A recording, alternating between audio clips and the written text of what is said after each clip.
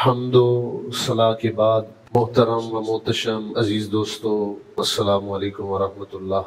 رمضان المبارک کے گزرنے کے بعد شوال کے مہینے میں آپ صلی اللہ علیہ وسلم نے ایک بہت بڑی سرگرمی اور ایکٹیویٹی سر انجام دی ہے مدینے میں رہ کر ایک سال۔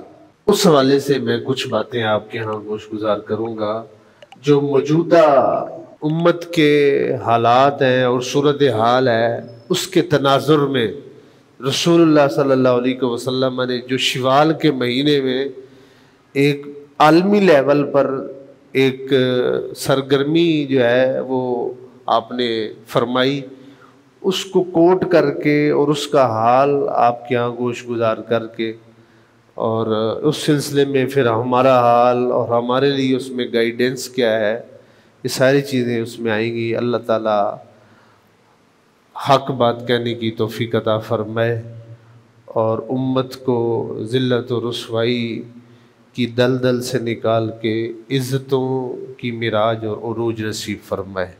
سید الانبیاء صلی اللہ علیہ وسلم جب مکہ سے ہجرت فرما کے مدینہ شریف تشریف لائے تو مدینہ شریف میں نہ صرف یہ کہ مسلمان رہتے تھے اور بھی غیر مسلم مدینے میں رہتے تھے، جن میں غیر مسلموں میں سے سب سے زیادہ تعداد جن نان مسلم کی تھی وہ جیوز تھے، یہودی تھے۔ پورے مدینہ کے اندر یہودیوں کے 3 قبیلے تھے، آج بھی ان کی باقیات اور آثار مدینہ کے اندر ہمیں نظر آتے ہیں جہاں وہ یہودی قبائل آباد تھے۔ بنو قینقاع، بنو نذیر، یہ سرفہرست تھے۔ وہ جو 3 قبیلے یہودیوں کے مدینے میں آباد تھے، ان میں سب سے بڑا قبیلہ کا نام تھا بنو قینقاع۔ سب سے مالدار یہ قبیلہ تھا۔ انٹرنیشنل لیول پر اس کا سونے کا اور گولڈ کا بزنس تھا۔ مدینے کے اندر بنو قینقاع قبیلے کے اندر پورا ایک بازار تھا سونے کا، جولری کا، جو صرف اس قبیلے کا تھا۔ اور مدینے میں جو یہودیوں کے 3 قبائل آباد تھے، ان میں سب سے بہادر قبیلہ بھی یہی تھا۔ لڑائی میں، جنگ میں سب سے زیادہ جو طاقت رکھتا تھا وہ یہ قبیلہ تھا، بنو قینقاع۔ اور معیشت میں بھی سب سے زیادہ مضبوط یہ قبیلہ تھا۔ رسول اللہ صلی اللہ علیہ وسلم نے جب مکہ سے ہجرت فرما کے مدینے میں قدم رکھا اور مدینے کو ایک سٹیٹ کی حیثیت دی تو آپ نے وہاں آباد ان یہودیوں کے 3 قبائل سے ایگریمنٹ کیا، اور معاہدے کی تفصیلیں ہمیں کتابوں کے اندر ملتی ہیں کہ جی آپ ہمارے ماتحت رہیں گے، ہم آپ کی جان مال عزت کی حفاظت کریں گے، آپ ہمارے دشمنوں سے مل کر ہمارے خلاف کوئی سازش نہیں کریں گے، اندرونی ہمارے لیے جنگ نہیں کریں گے، ہمارے مخالفت نہیں کریں گے، ہمارا حق بنتا ہے ہم آپ کے مال جان عزت کی حفاظت کریں۔ اس طرح کے معاہدے ہوئے، جس طرح کے عام سٹیٹ اور ریاست اور حکومت کے اندر اقلیتوں کے ساتھ معاہدے اور ایگریمنٹ کیے جاتے ہیں۔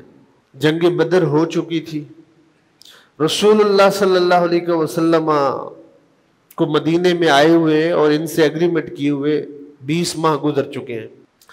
ایک خاتون مسلمان عورت مدینہ شہر سے نکل کے یہودیوں کے اس قبیلے میں گئی، بنو قینقاع قبیلے میں۔ وہاں پر ایک جیولری کی دکان پر وہ جاتی ہے، کوئی اس کو کام تھا سونے کے حوالے سے۔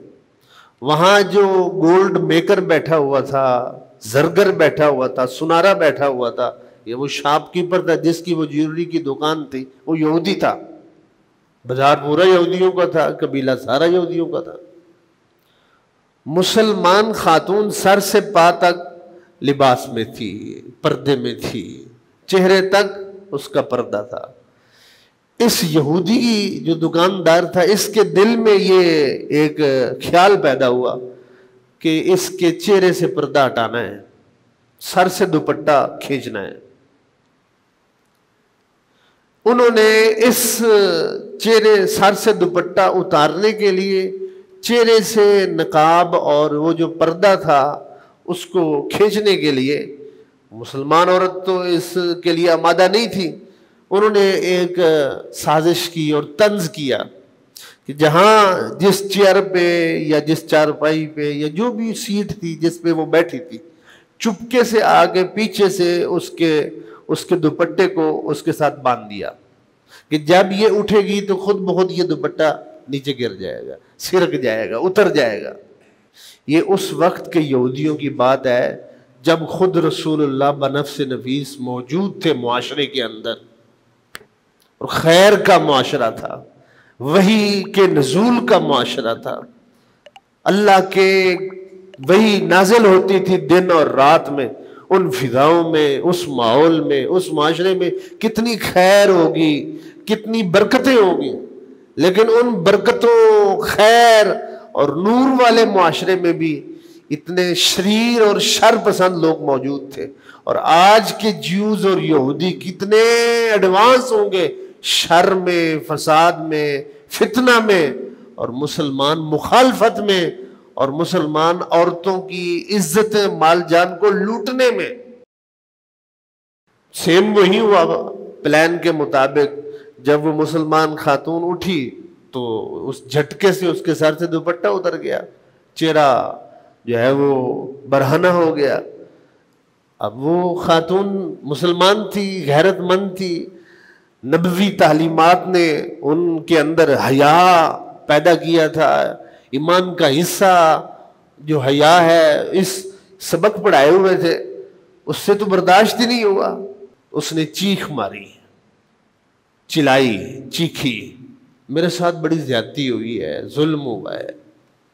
اس کی چیخ اور آواز سن کر اسی بازار میں کوئی اپنے کام سے آیا ہوا کوئی مسلمان تھا، اس نے جب دیکھا کہ ادھر ہے تو وہ پہنچا اور اس نے دیکھا کہ یہ تو مسلمان خاتون کے ساتھ بے حیائی کی گئی ہے اور اس کے ساتھ یہ زیادتی کی گئی ہے، صرف دوپٹہ اتارا ہے، صرف اس کے ساتھ اس طرح کر کے۔ اس نے کورٹ میں جا کے کوئی کیس نہیں فائل کیا، کوئی احتجاج نہیں کیا ہے، کوئی پوسٹ نہیں لگائی ہے، کوئی فیس بک پہ، سوشل میڈیا پہ اس کی ویڈیو بنا کے نہیں لگائی ہے جس طرح آج کل کے مسلمان۔ فوراً اس کی غیرت نے یہ فیصلہ کیا ہے کہ جس دکاندار اور جس یہودی نے اس مسلمان خاتون کے ساتھ یہ زیادتی کی تھی، اس نے اس کو وہیں قتل کر دیا۔ یہ غیرت کا فیصلہ تھا، غیرت کا۔ ضمیر زندہ ہو، غیرت ہو تو پھر اس طرح کے فیصلے ہوتے ہیں۔ غیرت مر جائے، زمین مردہ ہو تو پھر آج کل کے مسلمان جو فیصلے کرتے ہیں وہ ہوتے ہیں۔ اس نے یہ فیصلہ کیا، اس نے اس دکاندار کو قتل کر دیا۔ جب اس نے قتل کیا، وہ تو افرادی طور پہ وہ کمزور تھا، وہ اکیلا تھا۔ اس کی ری ایکشن میں وہاں موجود جو یہودی کمیونٹی تھی یا دوسرے افراد تھے، انہوں نے اس کو قتل کر دیا۔ 2 بندے قتل ہو گئے، ایک مسلمان قتل ہوا، شہید ہوا، ایک یہودی قتل ہوا۔ غیرت کے نام پہ مسلمان صحابی نے، وہ اس کی اپنی بھی نہیں تھی، وہ جو خاتون تھی اس کی کوئی بہن، جو سکی بہن ہوتی ہے، خونی رشتے والی سسٹر ہے، بیوی ہے، ماں ہے، وہ بھی نہیں تھی، دینی رشتے والی بہن تھی، دینی رشتے والی ماں تھی۔ ٹھیک ہے، ایک رشتہ انسان کا وہ ہوتا ہے، وہ ماں کے پیٹ سے جب باہر آتا ہے تو وہ رشتہ اس کا ہوتا ہے بھائیوں کا، بہنوں کا، اس کو خونی رشتہ کہتے ہیں۔ ایک رشتہ وہ ہے جو اللہ نے بنایا ہے، دین کا رشتہ، انما المؤمنون اخوہ، سارے کلمہ گو مسلمان بھائی بھائی ہیں۔ دینی رشتہ خونی رشتے سے اللہ رسول کی نظر میں زیادہ اہم ہے۔ دینی رشتہ، خونی رشتے کے بہن بھائیوں کی بنسبت، کلمے کی نسبت سے جو میرا بھائی ہے، جو میری بہن ہے، اس کی عزت، مال، جان اس کی بنسبت زیادہ اہم ہے، کیونکہ یہ رشتہ میرے ماں باپ نے بنایا ہے، اور دینی اور کلمے کا رشتہ میرے رب نے بنایا ہے، رب کے رسول نے بنایا ہے۔ اس کی غیرت میں آ کے اس نے اس کو قتل کیا، انہوں نے ریئیکشن میں اس مسلمان کو قتل کر دیا. اب قتل کی 2 وارداتیں ہوئی ہیں مدینہ شریف کے اندر، بازار کے اندر. یہ خبر رسول اللہ صلی اللہ علیہ وسلم تک پہنچی. آپ صلی اللہ علیہ وسلم کو جب یہ خبر ملی تو پھر آپ نے وہاں پر کوئی لیکچر نہیں دیے، کوئی تقریریں نہیں کیے، کوئی احتجاج نہیں ریکارڈ کروایا ہے جی. اور جس طرح کے ہمارے ہاں ریئیکشن ہوتے ہیں، کوئی اس کا کسی بھی جگہ سے کوئی مطالبہ نہیں کیا ہے. آپ نے فوراً حکم فرمایا سارا مدینہ جو استطاعت رکھتا ہے، جو سلامت بدن رکھتا ہے، سارا مدینہ یہودیوں کے ساتھ جہاد کے لیے تیار ہو جائے. اور اللہ تعالیٰ نے قرآن پاک کی بالکل اسی پوائنٹ پر اللہ نے آیات نازل کی. رسول اللہ صلی اللہ علیہ وسلم پر جبریل کو دے کر یہ آیت نازل کی. کیا؟ اما تخافن من قوم خیانہ فانبذ الیہم علی سواء. اے حبیب، ان کے ساتھ آپ کا ایگریمنٹ تھا، معاہدہ تھا. اب معاہدہ توڑنے کی پہل کس طرف سے کی گئی ہے؟ ان کی طرف سے کی گئی ہے کہ انہوں نے ایک مسلمان خاتون کی عزت جو ہے اس کو بھرے بازار میں اس طرح جو ہے اس کو تخت مشق بنایا ہے. اللہ تعالیٰ نے کیا فرمایا؟ اے حبیب اما تخافن من قوم خیانہ، انہوں نے خیانت کی ہے، معاہدہ توڑا ہے، بد عہدی کی ہے، دھوکہ دیا ہے، لہذا آپ کی کیا کیا جیے؟ فانبذ الیہم علی سواء، آپ بھی اپنی طرف سے معاہدہ توڑ دیجئے. فانبذ، پھینک دیجئے ان کا ایگریمنٹ ان کے منہ پر. جی ہمارے اس ملک کے ساتھ معاہدات ہیں، ہمارے اس ملک کے ساتھ رسومات ہیں، تعلقات ہیں، ایگریمنٹ ہوئے ہیں. فانبذ الیہم علی سواء، اللہ نے عرش سے آیت نازل کی. اے حبیب، آپ نے بنفس نمیس دست ید اللہ سے ان سے معاہدہ کیا تھا، لیکن معاہدے کی توڑنے اور بدعہدی کی پہل ادھر سے ہوئی ہے. آپ ان کا معاہدہ ان کے منہ پہ مار دیجیے. آپ سمجھدار ہیں، رسول اللہ صلی اللہ علیہ وسلم کا یہ جو عمل آپ سن رہے ہیں اور اللہ اس میں انوالو ہے، آیتیں نازل کر رہا ہے، کیا اس اتنی کیٹاگوریکل سٹیٹمنٹ کے بعد بھی کوئی ضرورت ہے کہ آج کل کے حالات میں کیا کیا جائے؟ کوئی مداحنت، نرمی اور اس طرح کے بیانات جو ہیں وہ دیے جائیں؟ قوم کو وہ جو بے حس اور بے حمیت کرنے والے جملے سنا کر ان کے اندر سے ضمیری مردے کر دی ہیں. کہتے ہیں جی اسلام امن کا درس دیتا ہے. میں کہتا ہوں کائنات میں اسلام سے بڑھ کر کوئی مذہب نہیں ہے جو امن کا درس نہ دیتا ہو. اسلام سے سب سے بڑا مذہب اسلام ہے جو کہتا ہے دنیا میں امن ہو، معاشرے میں امن ہو، گھر میں امن ہو، بازار میں امن ہو. لیکن کب؟ جب مخالف بھی امن چاہے، جب مخالف بھی امن کا طالب ہو، جب مخالف بھی امن کا خواہاں ہو. مخالف خون کا پیاسا ہے، عزت کا لٹیرا ہے، وہ کھوپڑیوں کے مینار بنا رہا ہے، وہ خون کی نہریں بہا رہا ہے، اور ہم اس وقت اسلام امن کا درس تو نہیں دیتا. اس وقت اسلام تلوار محمدی کا درس دیتا ہے. میرے حضور کے امن کی بھی نفی نہیں ہے، میرے حضور کی تلوار کی بھی نفی نہیں ہے. قوم ساری شوگر میں مبتلا ہے اور سکالر لیکچر دے رہا ہے اور چینی کی اور شوگر کی فضیلتیں سنا رہا ہے. چینی کھانے کی یہ فضیلت ہے، اور قوم کس میں مبتلا ہے؟ شوگر میں. اللہ ترک جہاد اور جہاد مخالف جملے، لیکچر، لٹریچر وہ قوم کو دیا جا رہا ہے. وہ تو پہلے ہی دنیا کی چمک دمک رونق میں پڑی ہے، مصروف ہے، موت سے خوف رکھنے والی ہے، دل سے فکر آخرت ختم ہو گئی ہے. میرے کریم نبی صلی اللہ علیہ وسلم نے اللہ تعالیٰ کے حکم پر اس معاملے میں کیا ڈیسیژن لیا، کیا فیصلہ فرمایا؟ آپ نے مجاہدین کو، مدینہ شریف کے صحابہ کو اکٹھا فرمایا اور جہاد کا اعلان فرمایا، اور اس کو کہتے ہیں غزوہ بنو قینقاع. آپ تشریف لے گئے اور یہ شوال کے اندر پیش آیا ہے. جمعے والا دن تھا. کون سا دن تھا؟ جمعے والا دن. 15 شوال رمضان میں روزے رکھنے کے بعد آپ نے مدینہ شریف میں یہ اعلان فرمایا. رسول اللہ صلی اللہ علیہ وسلم جو لوگ اس سعادت سے آج بھی ہیں، مدینہ شریف جاتے ہیں، یہودیوں کے 3 قبائل، ان کے قلعے، ان کی آباد کی جگہ، آثار باقیات آج بھی وہاں ملتی ہیں، آپ وہاں جا کے دیکھیے۔ رسول اللہ صلی اللہ علیہ وسلم اپنے صحابہ کے ساتھ ان کے بنو قینقاع کے قلعے کا محاصرہ کیا، اور یہ قلعہ جو بنو قینقاع کا تھا، یہودیوں کا جو قبیلہ تھا، سب سے زیادہ طاقتور بھی تھا اور سب سے زیادہ مالدار بھی تھا، معیشت میں بھی مضبوط تھا اور طاقت میں بھی سب سے زیادہ تھا، اور مسلمان ان کے مقابلے میں معیشت میں بھی سب سے زیادہ کمزور تھے۔ ابھی ابتدا تھی، پیٹ پہ پتھر باندھ کے جو آپ نے خندق کھودی تھی وہ بعد میں ہوا ہے، 5 ہجری کے اندر، وہ بعد میں ہوا ہے، یہ اس سے پہلے کی کارروائی ہے۔ تو آپ دیکھیں بعد میں مسلمان اتنا کمزور تھے معیشت میں، تو اس سے پہلے کتنا ابتدا میں کمزور ہوں گے۔ آپ صلی اللہ علیہ وسلم نے بنو قینقاع کا محاصرہ کیا۔ اب انہوں نے، جو یہودی تھے، جو بڑے بڑے تھے، انہوں نے کہا کہ 2.5 لاکھ کے ذریعے مسئلے کو حل کیا جائے، لڑائی کے ذریعے نہیں، 2.5 لاکھ کے ذریعے مسئلے کو حل کیا جائے۔ اب 2.5 لاکھ کیا ہوا؟ رسول اللہ صلی اللہ علیہ وسلم سے پوچھا گیا جی آپ کیا چاہتے ہیں؟ آپ نے فرمایا صرف ایک مطالبہ ہے کہ آپ کے جتنا مال ہے مدینے میں وہ سارا ادھر ہے، وہ ہماری ملکیت میں، اور آپ مدینہ چھوڑ دیں، نکل جائیں۔ کیا 2.5 لاکھ ہے؟ صرف ایک جملہ ہے، جو جتنا مال آپ کا مدینے میں ہے، سب سے زیادہ مالدار، فرمایا وہ سارے کا سارا مال، 1 روپیہ بھی آپ کو ساتھ لے کے جانے کی اجازت نہیں ہے، 1 سونے کا سکہ بھی ساتھ لے کے جانے کی اجازت، سارے کا سارا ادھر رکھا جائے اور آپ مدینے سے نکل جائیں۔ جلا وطن کر دیا۔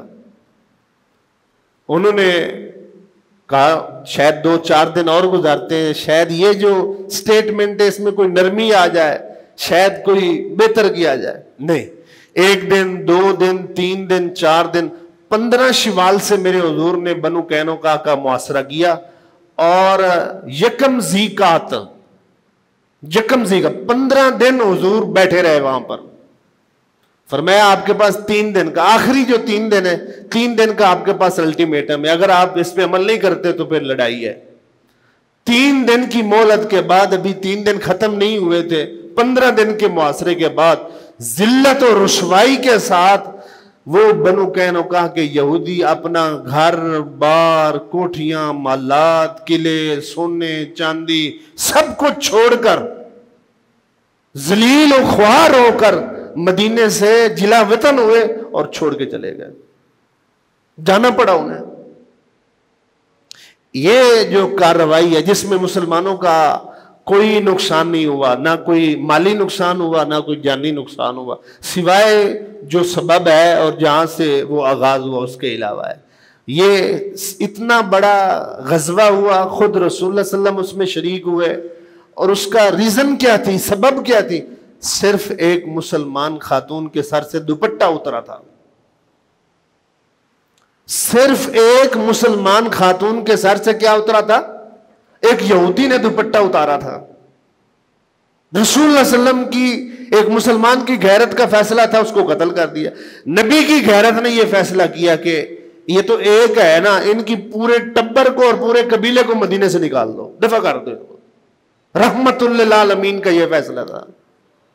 میرے حضور فرماتے ہیں کائنات میں سب سے بڑا غیرت مند اللہ ہے، اور اللہ کے بعد سب سے بڑا غیرت مند نبی ہے، میں ہوں۔ اور حضور فرمایا کرتے تھے جو جتنا زیادہ مومن ہوگا، ایمان والا ہوگا، اللہ رسول کے بعد اتنا زیادہ وہ غیرت مند ہوگا۔ لا يدخل الجنت دیوس، حضور فرمایا کرتے تھے جس میں غیرت نہ ہو وہ بندہ جنت میں نہیں داخل ہو سکتا، نمازی ہو، روزہ دار ہو، حاجی ہو، قاری ہو، حافظ ہو، عالم ہو، نہ دین کی غیرت، نہ عزت کی غیرت، نہ ماں بہن کی غیرت، نہ حیا کی غیرت، نہ قوم کی غیرت، نہ ملت کی غیرت، کسی قسم کی غیرت نہ ہو، ٹھنڈا ہو، کول ہو، بالکل فرمایا سارے نیک عمل ہوں، غیرت اور حیا نہیں ہے، جنت میں نہیں داخل ہو سکتا ہے۔ سب سے بڑا غیرت مند اللہ ہے، اور اس کے بعد سب سے بڑا غیرت مند رسول اللہ صلی اللہ علیہ وسلم کی ذات۔ ایک دوپٹہ اترنے پر میرے کریم نبی صلی اللہ علیہ وسلم نے مدینے کو ایک غزوے کی شکل دے دی تھی. کیا لقد کان لکم فی، قرآن پاک میں جو اللہ نے فرمایا لقد کان لکم فی رسول اللہ اسوۃ حسنہ، تمہارے لیے رسول اللہ علیہ وسلم کی زندگی میں اسوہ حسنہ ہے. اللہ نے یہ تو نہیں فرمایا تمہارے لیے حضور کی نماز میں اسوہ حسنہ ہے، روزے میں اسوہ حسنہ ہے، حضور کی زکوٰۃ میں اسوہ حسنہ ہے، حضور کے حج میں اسوہ حسنہ ہے. ہم تو صرف حضور کی نماز لیتے ہیں، روزہ لیتے ہیں، حج لیتے ہیں، تسبیح لیتے ہیں، مسجد میں آنا جانا لیتے ہیں، عبادات لیتے ہیں، وہ لے لیتے ہیں. اور یہ جو عمل ہے رسول اللہ صلی اللہ علیہ وسلم کا، حالانکہ نماز 25% ہے، 25%، 75% والا جو حضور کا اسوہ حسنہ ہے وہ کدھر ہے؟ اللہ تعالیٰ نے قرآن پاک میں کیا فرمایا؟ لقد کان لکم فی رسول اللہ اسوۃ حسنہ، سر سے پا تک، ابتدا سے انتہا تک حضور کی 63 برس کا ہر دن، ہر رات، ہر لمحہ، ہر صبح، ہر شام امت کے لیے چمکتے سورج کی طرح اسوہ حسنہ ہے. یہ امتی کی بدبختی اور ذلت ہے کہ حضور کی زندگی کی نمازیں تو لے لی، عبادت والا پورشن تو لے لیا، اور جو باقی تھا وہ چھوڑ دیا ہے. اسی وجہ سے تو ذلت دیکھی جا رہی ہے. میرے کریم نبی صلی اللہ علیہ وسلم جب مکہ سے ہجرت کر کے مدینے تشریف لائے تھے، 2 ہجری کو جہاد کا حکم آیا. کتنی ہجری کو؟ 2 ہجری کو جہاد فرض ہوا. 2 ہجری سے لے کر 10 ہجری تک رسول اللہ علیہ وسلم کا جو 10-11 ہجری جو وصال کا جو سال ہے، یہ تقریباً کوئی 9 برس یا 10 برس بنتے ہیں. 9 برس یا 10 برس بنتے ہیں. ان 9 سالوں میں، 10 سالوں میں جہاد کے حکم کے آنے کے بعد سیرت نبوی میں کوئی سال ایسا نہیں ہے کہ جس سال حضور نے جہاد نہ کیا ہو، جنگ نہ کی ہو. چھوٹی موٹی جھڑپیں، بڑے پیمانے پہ جنگیں، غزوے، سرایا، کچھ وہ جنگیں جن میں خود شامل ہوئے، شرکت کی، کچھ وہ تھی جن میں خود شرکت نہیں کی، حکم دیا، جن کو سریہ کہا جاتا ہے، جس کی جمع سرایا ہے. ساروں کو اکٹھا کیا جائے اور پھر حضور کی زندگی پر ان کو ڈیوائیڈ کیا جائے. ہر دوسرے مہینے جنگ بنتی ہے. اتنی بڑی سنت، اتنا بڑا حضور کا اسوہ حسنہ. دانت نماز پڑھتے تو نہیں شہید ہوئے تھے، اور نماز پڑھتے ہوئے حضور کے دانت شہید ہو گئے تھے. آپ صلی اللہ علیہ وسلم کے رخسار میں آپ کے خود کی جو سلاخ تھی وہ اندر چلی گئی تھی، اتنا خون بہا تھا، وہ نماز پڑھتے ہوا تھا. فاطمہ رضی اللہ تعالی عنہ لخت جگر نے آ کر کپڑے کو جلا کے اس سے مرہم پٹی کی تھی، وہ نماز میں ہوا تھا. صحابہ کے بازو کٹے تھے، نماز میں کٹے تھے. یہ سارے جو جہاد میں جتنی مصیبتیں رسول اللہ صلی اللہ علیہ وسلم پر انہوں نے فیس کی ہیں، تکلیفیں آئی ہیں، یہ ساری عبادات میں ہوئی تھی. یہ پورشن بھی تو حضور کی زندگی کا ہے، یہ اسوہ بھی تو حضور کی زندگی کا ہے جس کو مینس کر دیا گیا ہے. اور میرے حضور صلی اللہ علیہ وسلم نے ارشاد فرمایا، میری امت کے لوگوں، اذا ترکتم الجہاد سلط اللہ علیکم ذلہ حتی ترجعوا الی دینکم. حضور نے فرمایا دیکھو، جب میری امت جہاد کو ترک کر دے گی تو اللہ اس امت پر ذلت کو مسلط کر دے گا، اور وہ ذلت تب تک اس پر مسلط رہے گی حتی ترجعوا الی دینکم، یہاں تک اس دین کی طرف واپس نہ آ جاؤ جو دین رسول اللہ دے کر گئے ہیں. جس دین میں جہاد بھی اتنا ہی فریضہ ہے جتنا نماز ہے، جتنا روزہ ہے، جتنا زکوٰۃ ہے، جتنا حج ہے. 41 مرتبہ اللہ نے قرآن پاک میں کیٹاگوریکل فرمایا ہے جہاد جہاد جہاد. 41 مرتبہ اللہ نے اشارہ اور کنایہ کا تو پھر شمار ہی کوئی نہیں ہے.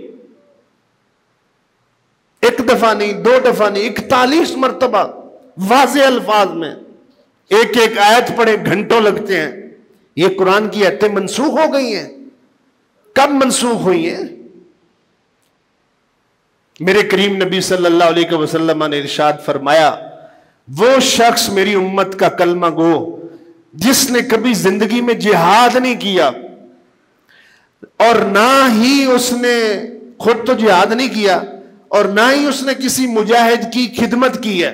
مالی اعتبار سے، بدنی اعتبار سے، نہ خود کبھی جہاد کیا، نہ کسی مجاہد کی خدمت کی، اور نہ ہی اس کے دل میں کبھی جہاد کی تمنا پیدا ہوئی ہے۔ فرمایا کلمہ ہونے کے باوجود میں محمد گواہی دیتا ہوں منافق کی موت مرے گا۔ کیوں اس عمل کی تمنا مسلمان کے دل میں نہ پیدا ہو جو عمل حضور ساری زندگی کرتے رہے؟ مہینہ بعض دفعہ پورا مہینہ جنگ میں گزر جاتا۔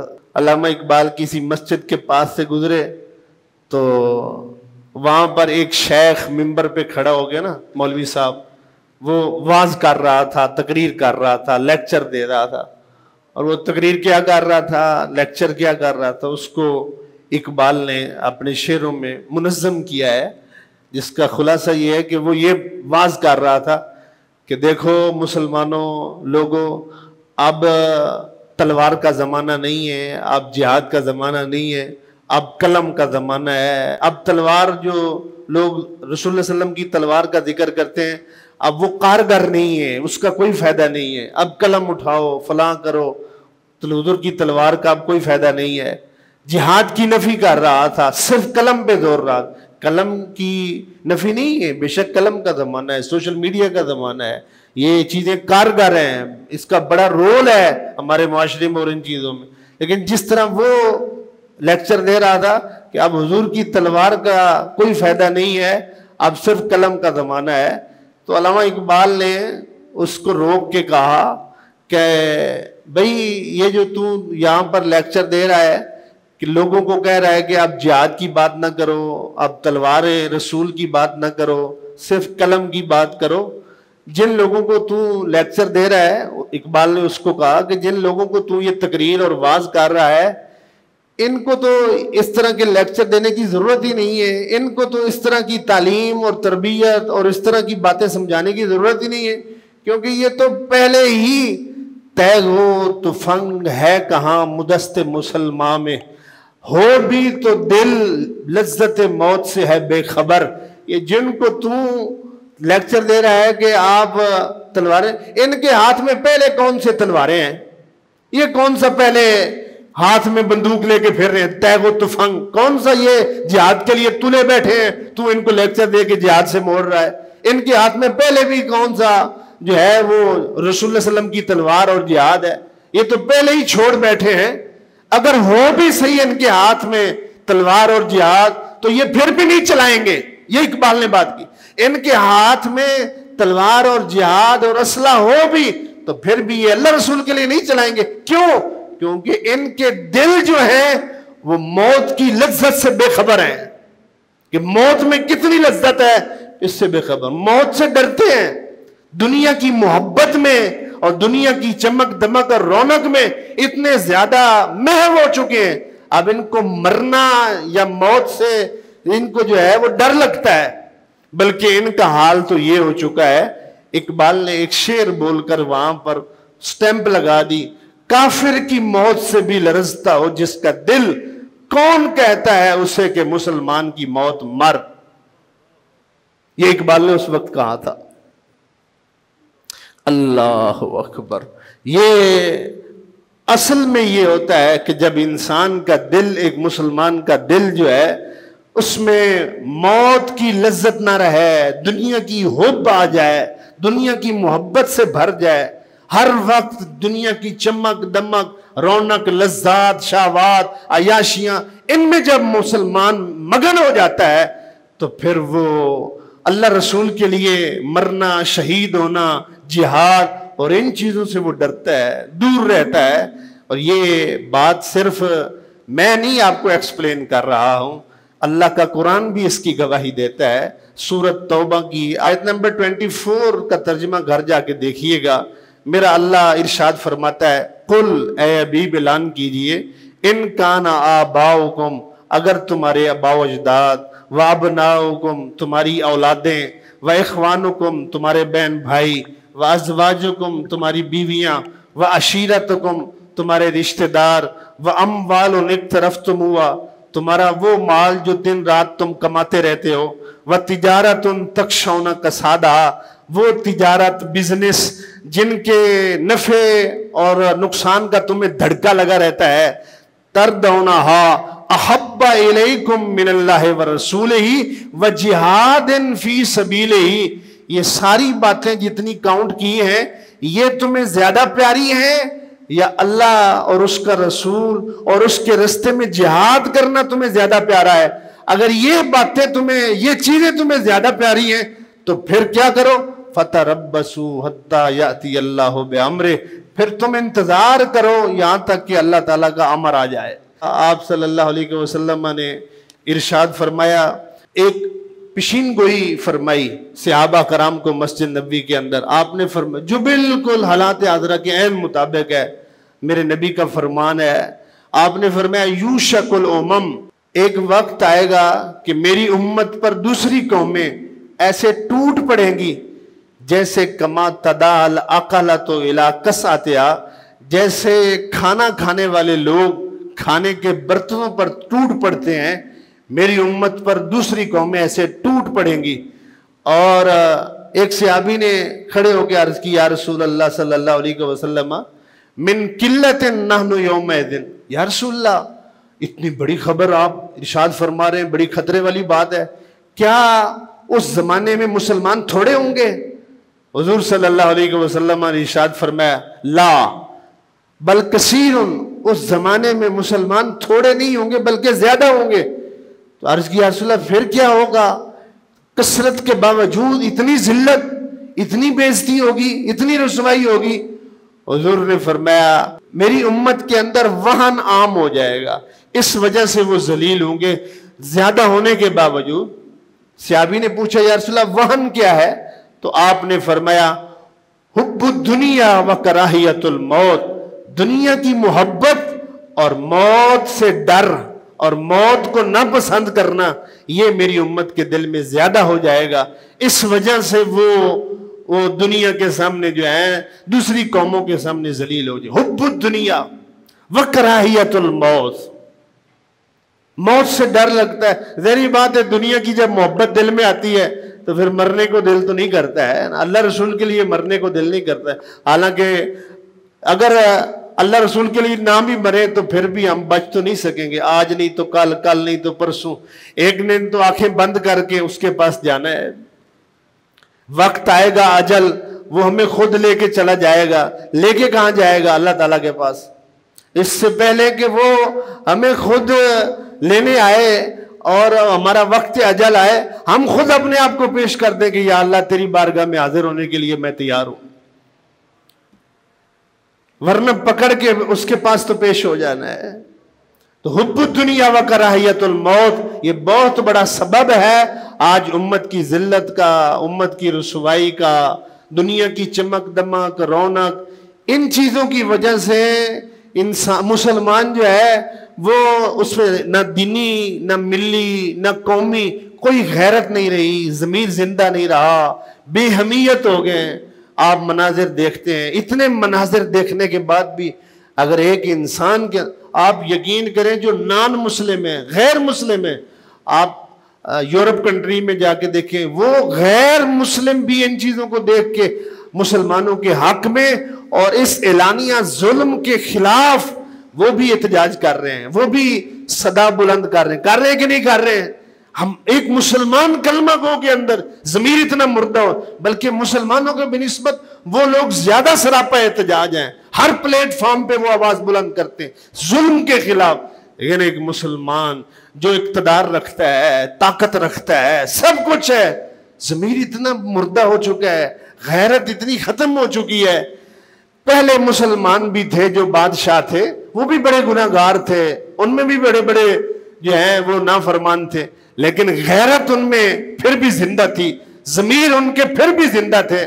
بنو عباس کا ایک بڑا مشہور جو ہے وہ خلیفہ گزرا ہے بنو عباس کا، میں ایک ہسٹری کی آپ کو بات بتا رہا ہوں۔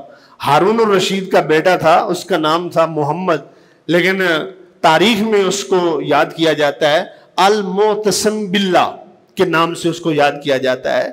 یہ ہارون الرشید کی وفات کے بعد یہ خلیفہ بنا تھا بنو عباس کا، یہ 8واں خلیفہ ہے۔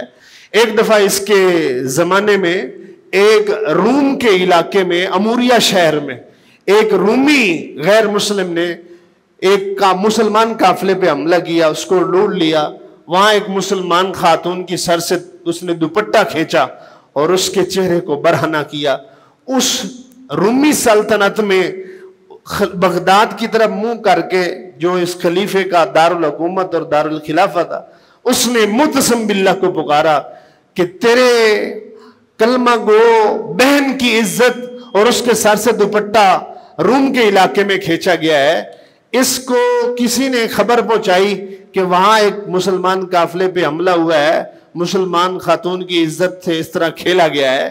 اب اس نے جو تاریخی جملہ کہا اور جو تاریخی کردار ادا کیا ہے وہ یقیناً مشعل راہ ہے. یہ ایسے اپنے تخت پہ بیٹھا ہوا تھا معتصم باللہ، ایسے بیٹھا ہوا ٹیک لگا، دربار میں درباری نے آ کے بتائی، یہ خبر دی کہ میں وہاں سے بھاگ کے آیا ہوں، وہاں گزر رہا تھا تو وہاں یہ سارا حال ہے. ایک مسلمان خاتون نے تیرا نام لے کے پکارا تھا، اے معتصم باللہ تو مر گیا ہے. تیرے ہوتے ہوئے، مسلمان کے خلیفہ کے ہوتے ہوئے ان کی عزت کو سر بدار میں اس طرح تختہ مشق بنایا جاتا ہے. کہاں گئی تیری غیرت؟ یہ جملے اس نے سنا ہے. اس نے ٹیک چھوڑی اور ٹیک چھوڑ کے کھڑا ہو گیا اور اس نے کیا کہا؟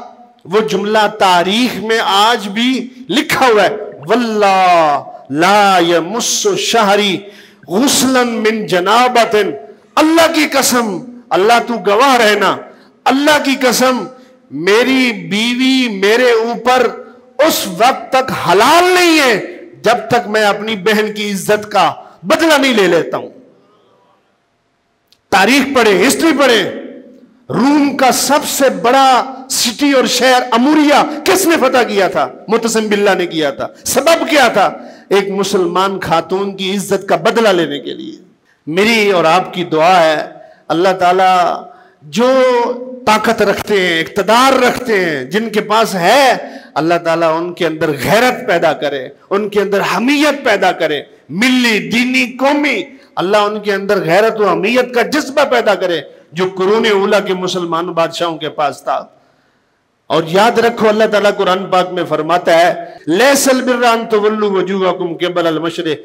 بندہ حافظ ہو، قاری ہو، عالم ہو، حاجی ہو، نمازی ہو، عبادت گزار ہو، جو مرضی ہو، نیک عمل اس کے پاس ہو، لیکن اگر کسی مظلوم اور بے سہارا کو دیکھے اور وہ اس کی ہیلپ کر سکتا ہے، مدد کر سکتا ہے، پھر بھی نہ کرے، وہ نیک نہیں ہے. بے شک نمازی ہے، قاری ہے، حافظ ہے، عالم ہے، حاجی ہے، وہ نیک نہیں ہے اگر اس کی مدد نہیں کرتا ہے، اگر اس کا سہارا نہیں بنتا ہے.